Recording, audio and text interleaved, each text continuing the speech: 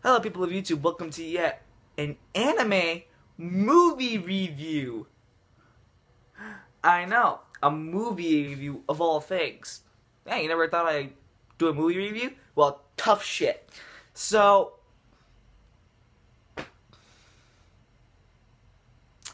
what a film this is.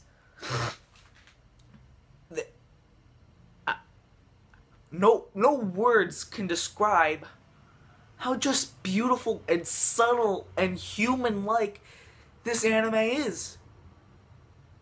The anime movie I'm talking about is 5 centimeters per second. So the story of 5 centimeters per second is mainly about two children who were separated, and it's basically a story about their love and their separation, far apart from each other, and it's just an overall emotional field trip.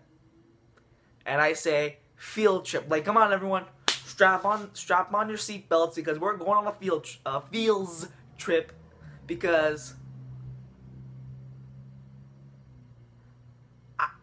I can't. This movie was just so emotional and okay. First of all, let's get into the good aspects of this anime. First good aspect, animation. My lord, was the animation so beautiful and detailed and colorful, and to everything, like to snow, to sakura blossoms, to a freaking rocket shining out to the sky. The animation was gorgeous. And before anyone says, I do know that this was technically supposed to be a 3-part OVA series, but then they combined it into just a whole 1-hour-long movie. So, yeah. But, oh well. And, what a film. I cannot fathom how just beautiful the whole entire film was. The whole entire film was basically one huge field trip. And I can't. Going to animation to story, the story has to be one of the most saddest thing ever. The characters are human. Like, it's not like any normal style anime where it goes, okay, yeah, the couple is far apart from each other and the main character's like, oh no, my love of my life is, far away from me and I can't ever see her again and blah blah blah, and there is no forced comedy, which is a great plus. But going back to characters, they're just well human. Like how we would normally act every day of our everyday lives. They're human. They go to work, they go to school, they do their homework, they do their work, and they're just like you and me. We're just human. And that's how they took the characters. They took the characters so seriously and so dedicated to the character. And my god, was the English voice acting so good.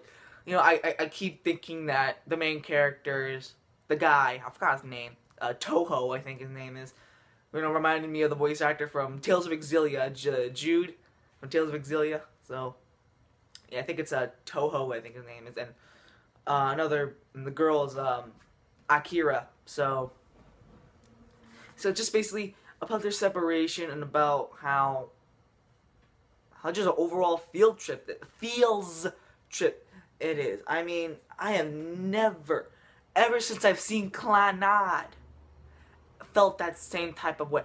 I felt that same type when I was watching the movie. I felt like I was watching the whole entire Clannad series again, and the overall ending for Angel Beats again. It's just, without a doubt, such an emotional film. I cannot believe that this film, I cannot believe it. It's just so good. Like, I can't.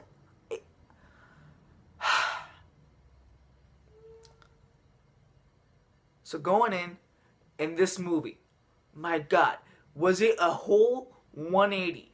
A huge 180. You know how in movies or in just regular anime, the guy always gets the girl. In this movie, the guy doesn't get the girl. He's a good guy, he's a sweetheart, but he doesn't get the girl because due to their separation, they weren't allowed to see each other ever again. And my God, what a film. Just what a film this thing is. I can't.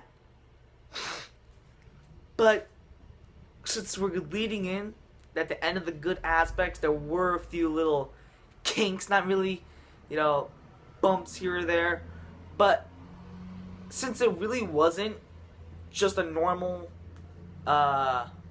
style anime, I mean, I could literally see this being like a whole 12 episode part series about two people and their separation and how they couldn't get each other. That would have been a perfect anime, a perfect romance. But I already have my favorite romance anime, so it's good. It's nothing but generic. It's not really generic. Each character was portrayed really unique and really well done and really well executed. And since it is a 3-part OEA series, you see them grow up and develop. Like, you see our main characters when they were a kid in the first episode. You see our main characters when they were a teenager going to high school in the second episode. And in the third and final episode, you see them all grown up and where they're at and what they're doing. And my God, that third episode.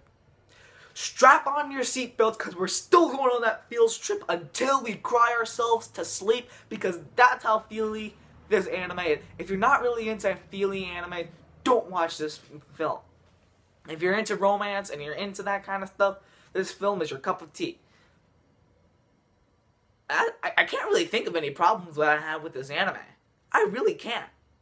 Because not only that the voice acting was so good, the only problem with the English voice acting was that the mouth syncs weren't as synced. They were synced, but not really as synced. Blah.